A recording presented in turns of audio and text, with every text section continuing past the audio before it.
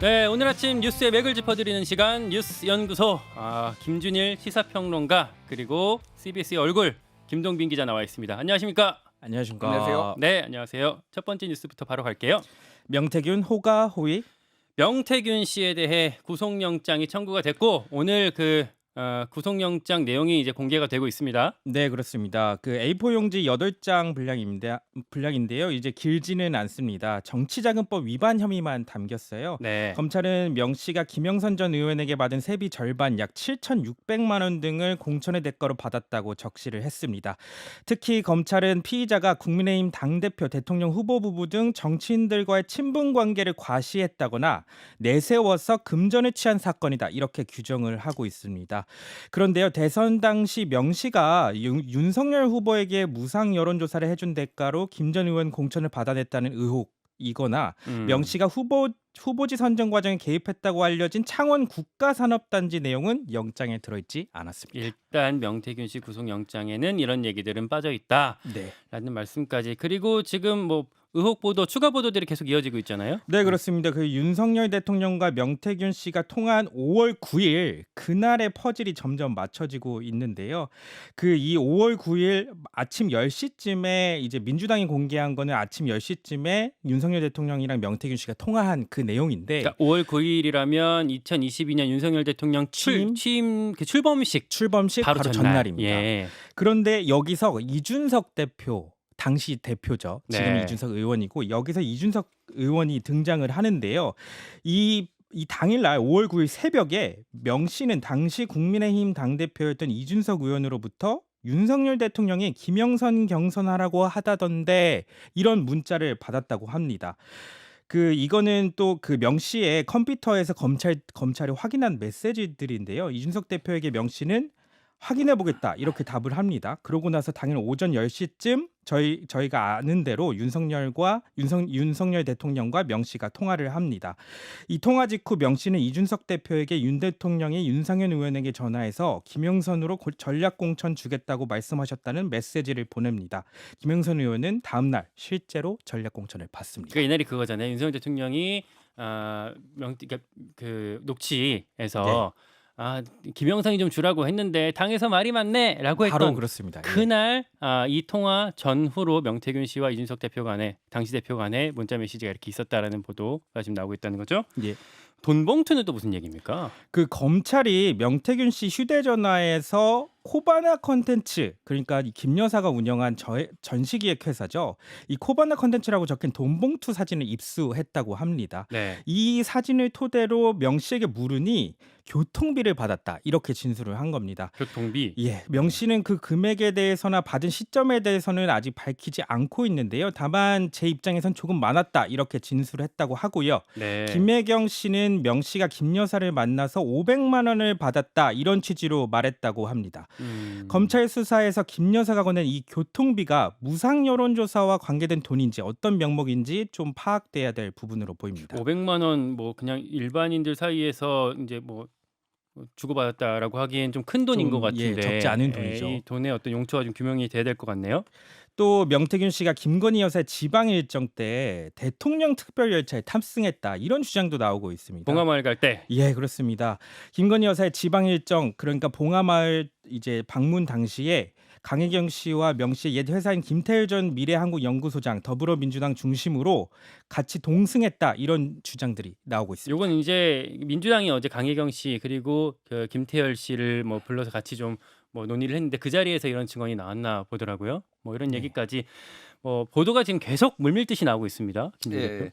일단 명태균 씨 이제 영장 실시 심사가 내일 오후 2시에 이제 창원지법에서 있고요. 네. 지금 정황으로 봤을 때는 추가적으로 나오는 보도들이나 이런 거를 봤을 때 검찰이 얘기한 대로 증거인멸 도주 우려가 좀 커서 어떻게 될지는 봐야 됐으나 좀 받아들여질 가능성이 높아지는 것 같아요. 지금 이제 전체적으로 지금 그림 보면은 기자님이 잘 설명해 주셨는데 이준석 대표하고의 어떤 문자나 이런 것들이 상당히 이제 논란이 되고 있는 건데, 일단 이준석의 입장은 그동안 나는 몰랐다라는 거 아니에요. 네, 나는 여기에 그렇습니다. 경천에 개입하지 않았고 몰랐다라는 건데 5월 9일 날 김영선 단수 공천이 아니라 그러니까 경선하라고 하던데 이런 얘기를 하니까 여기 명태균이 이거를 또 아니라고 해서 아침에 이제 윤석열 대통령한테 확인하고 다시 윤상현이한테 전화해 가지고 단순공천인 거 확인했다 이런 문자까지 다 왔으면은 이준석이 이거에 대해서 정확하게 좀 해명을 할 필요가 있다. 음. 그러니까 지금 검찰은 지금 오늘 뭐 조선일보나 몇 군데 보면은 김종인, 이준석도 지금 조사를 한다라는 거예요. 명태균 씨의 관계 때문에. 네. 그러니까 저는 그러면 이제 조사는 뭐 충분히 해야 되죠. 수사는 해야 되는 건데 이름이 나왔으니까. 이름이 나왔으니까 그리고 뭐 이제 여러 가지 개입된 정황이 있으니까 중요한 거는 그러면 윤석열 대통령이 그러면은 만약에 이게 이준석이 알았다라고 해서 그러면 이준석이 문제가 되면은 윤석열 대통령도 문제가 돼야 되는 거예요. 논리적으로. 왜냐면 공천을 개입을 한 거잖아요. 그리고 저기 명태균 씨 측의 김수현 변호사는 이준석이 이렇게 이거를 단수 공천이 아니라 경선하라고 하루 전날 얘기해서 이거를 전화를 윤석열 대통령한테 명태균 씨가 윤석열 대통령한테 전화를 하는 걸 유도했다. 이런 판을 유도했다라고 하는데 그게 만약에 사실이라면은 원래 경선이었는데 윤석열 대통령이 아침에 전화해 가지고 이거를 단수 공천으로 바꿔버린 거잖아요. 이 상황 자체가 그러면은 그럼 이것도 완전한 공천 개입이 돼 버리는 거예요. 김소연 변호사의 주장에 김소연 따르면 변호사. 김소연 네. 그러니까 저 주장에 따르면은 그러니까 이거는 어찌 됐든 윤석열 대통령까지 수사를 확대가 안 될 수가 없다. 그리고 김건희 여사까지 확대가 안 될 수가 없다. 그러니까 이준석 예를 들면 이런 겁니다. 이준석을 조사를 해요. 그다음에 이준석이 문제가 있다라고 뭐 기소를 한다든지 그래요. 근데 윤석열 대통령만 지금 빠질 수가 있나요? 이 상황에서? 그러니까 이게 지금 굉장히 좀 판이 복잡해지고 있다라는 거고. 그러니까 뭐 물론 아직 이준석 의원, 이준석 당시 대표를 뭐 검찰이 소환하거나 뭐 아예 여기에 이 수사를 아직 집중하는 단계까지는 아닌 것 같아 보이지만 네. 만약에 그렇게 간다면 윤석열 대통령으로까지 번질 수밖에 없는 것 아니냐라는 말씀인 거죠. 논리적으로 이제 수사가 그렇게 돼야지 사람들도 납득이 되는 거죠. 어쨌든 이제 조사 방침이라고 이미 이제 보도까지 나왔으니 이미 지금 미국에 지금 국회의장 그 같이 지금 미국에 가 있거든요. 그거 돌아오면은 순방 가 있어서 지금 조사가 불가피한 것 같고 이 500만 원이 이제 받은 거는 명태균 씨도 인정을 했잖아요. 이 돈의 성격이 사실은 3억 7,500만 원의 여론조사의 대가로 500만 원을 줬다고 보기에는 좀 무리인 것 같고 이거는 격려성.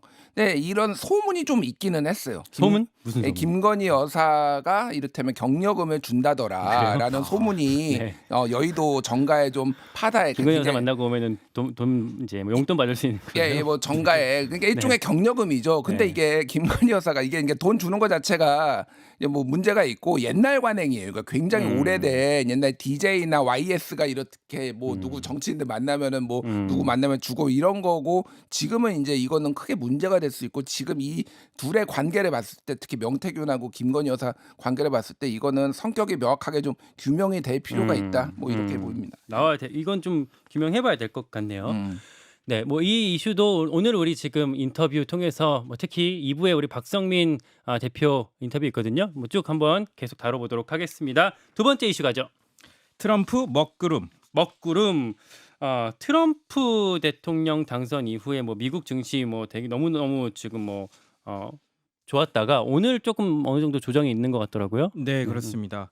뭐 저기 비트코인 같은 경우는 9만 달러를 돌파했다고 하고요. 이렇게 네. 트럼프 랠리가 이어지고 있지만 한국은 조금 피해를 보고 있다고 해야 될까요? 네. KDI가 올해 우리 경제 성장률을 2.2%로 당초 전망치보다 0.3% 포인트 하향 조정했고요. 네. 이거는 사실 내수 부진 때문이라고는 하는데 네. 내년에는 더 안 좋아질 수 있다는 전망이 나오고 있습니다. 수출 증가세가 둔화하면서 2% 성장에 머물 수 있다 이렇게 내다봤는데요. 성장률 전망이 이렇게 나쁜 거는 말씀드린 것처럼 트럼프 대통령 당선 때문입니다. 미국의 통상 정책이 급격히 바뀌면 우리 수출에 더 큰 충격을 줄 수 있을 것으로 내다봤기 때문인데요. 총 수출 증가율이 올해 7.0%에서 내년 2.1%로 둔화할 것으로 전망이 되고요.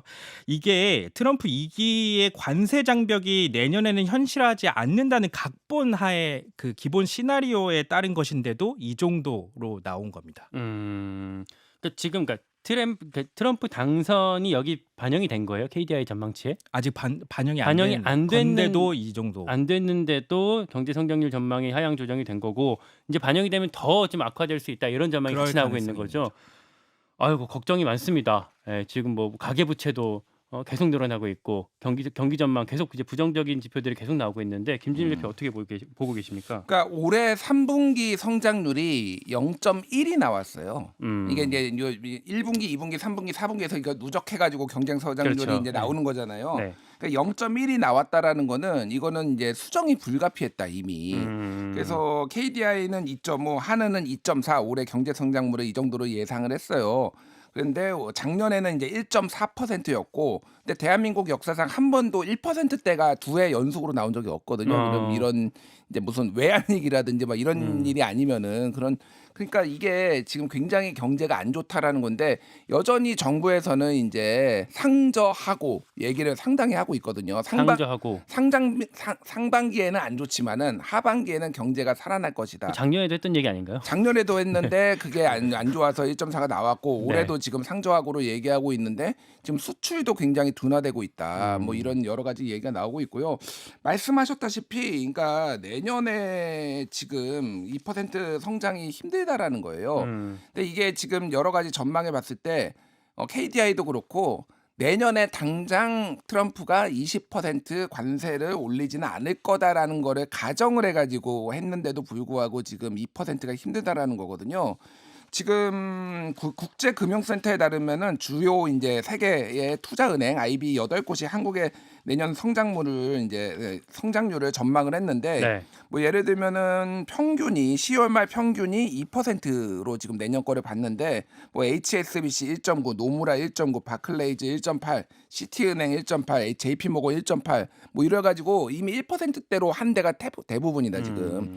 매우 어려운 상황이다. 그래서 정부가 이거를 그럼 어떻게 해소를 할 것인가가 굉장히 중요해졌는데 지금 어제 이제 기사가 나오고 단독 보도라고 나오고 했던 것이 양극화를 윤석열 대통령이 얘기를 했거든요. 네. 트럼프 당선 이제 수석 비서관회의 그리고 이제 한덕수 국무총리와의 주대 회동 등에서 이 얘기를 대통령이 했다라는 거예요. 그래서 트럼프가 당선되는 데는 미국의 경제 상황이 양극화가 매년 심화됐고 그래서 양극화를 해소를 할 필요가 있다라는 건데 이게 그러니까 지금까지 정부가 얘기했던 작은 정부에서 큰 정부로의 이제 기조 전환이냐. 그러니까 소위 말해서 지금 건전 재정이라고 하지만은 사실상 이제 굉장히 그 초강도 긴축 재정을 지금까지 해왔고 돈을 지금 안 풀고 있거든요. 돈을 푼다는 게 일방적으로 뭐 이렇게 푼다라는 게 아니라 원래 줘야 될 돈까지 지금 안 주고 있습니다. 예를 들면은 지방교부금 같은 경우에는 작년에 19조 원에 안 줘가지고 지방에서 계획해냈던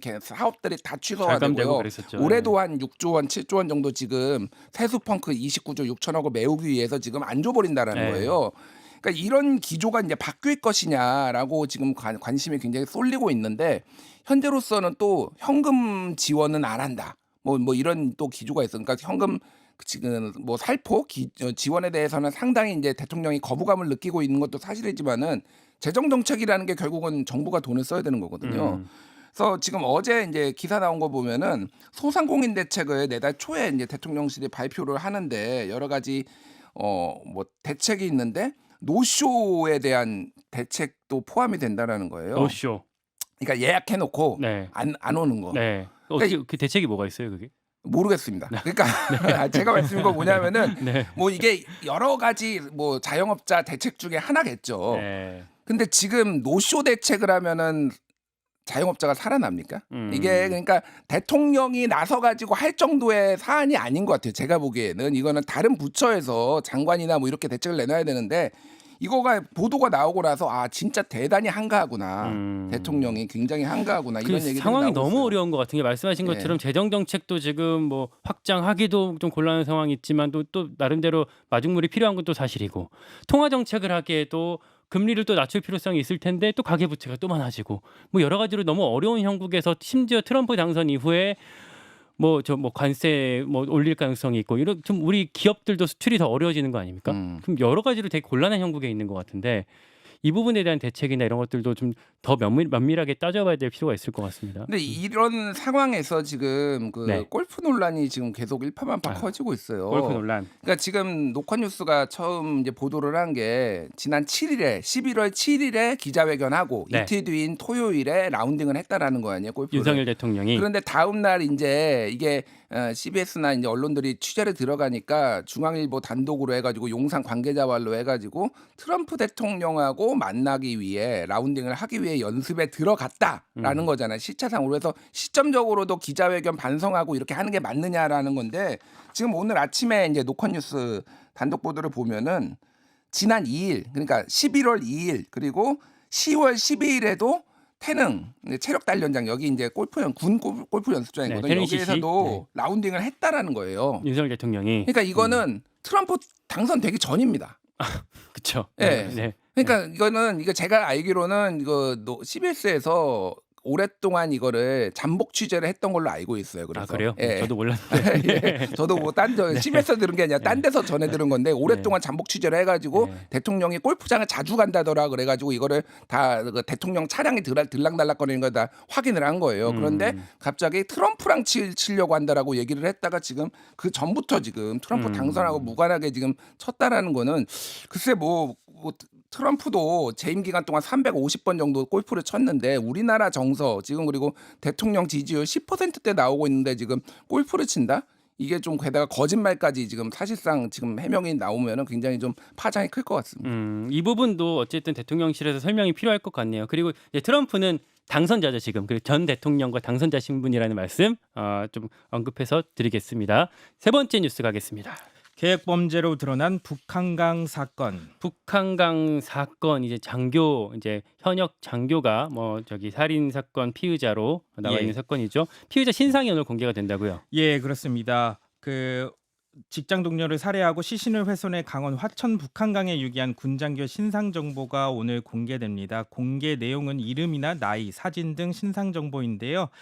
그 경찰 수사를 통해 범행 동기가 어느 정도 드러나고 있기도 하고, 그리고 경찰은 살인부터 사체 유기까지 치밀하게 계획된 범죄로 보고 있기도 합니다. 그 신원 확인이 어렵도록 시신을 훼손한 점, 범행 현장에 2시간 넘게 떨어진 강원도 화천 북한강의 시신을 유기한 점, 범행 직전 휴대전화로 위조 차량 번호판을 검색하는가 하면 경찰 추적을 피하기 위해 가짜 차량 번호판까지도 달았다고 해요. 심지어 피해자 행세를 하면서 숨진 피해자의 휴대전화로 가족 등에게 문자 메시지도 보낸 사실도 확인이 됐습니다. 그 A씨는 범행 이후 B씨 휴대전화를 가지고 B씨 가족, 지인, 직장 등에 문자를 보내서 피해자가 살해당한 사실을 숨기려고 한 것으로도 조사가 됐습니다. 이게 전 이제 우발적인 사건일 가능성도 이제 배제할 수 없다고 생각했는데 경찰은 지금 계획범 이렇게 좀 보고 있나 보군요. 예. 김준일 평론가는 어디 주목하고 계십니까? 그러니까 뭐 우발적의 가능성도 배제를 할 수가 없죠. 그러니까 이게 내연 관계라는 거 아니에요. 쉽게 얘기하면 장교랑 지금 여성 군무원이 오랫동안 피해자, 내연 관계, 네. 이제 피해자와 피의자가 오랫동안 이제 내연 관계였는데 이 이제 관계에 이제 더 이상 관계를 유지하기 힘들다. 남자가 장교가 그렇게 얘기를 하니까 여성하고 이견이 있었고 그러니까 이게 우발적의 가능성도 배제할 수 없지만 전체적인 거는 이거는 계획 범죄다. 왜냐하면 그 이후에 우발적이면은 일반적으로 뭐 이렇게 사체를 이렇게 훼손하거나 이렇게 하지는 않거든요. 그러니까 조금 이거는 계획 범죄의 가능성이 높고 그러니까 전체적으로 보면은 이거는 이 내연 관계가 이제 언제부터 지속됐는지 그리고 이게 이제 어떤 대화 내용이 있었는지를 조금 더 좀 경찰이 좀 파악을 해야지 전무가 좀 들어갈 것 같습니다. 너무 충격적인 사건이었어갖고 네. 이 사안 좀 봐야 될 것 같습니다. 네, 뉴스연구소 김동빈 기자, 김준일 시사평론가였습니다. 고맙습니다. 감사합니다. 김현정의 뉴스쇼는 시청자 여러분의 참여를 기다립니다. 구독과 좋아요, 댓글 잊지 않으셨죠? 알림 설정을 해두시면 평일 아침 7시 10분 실시간 라이브도 참여하실 수 있습니다.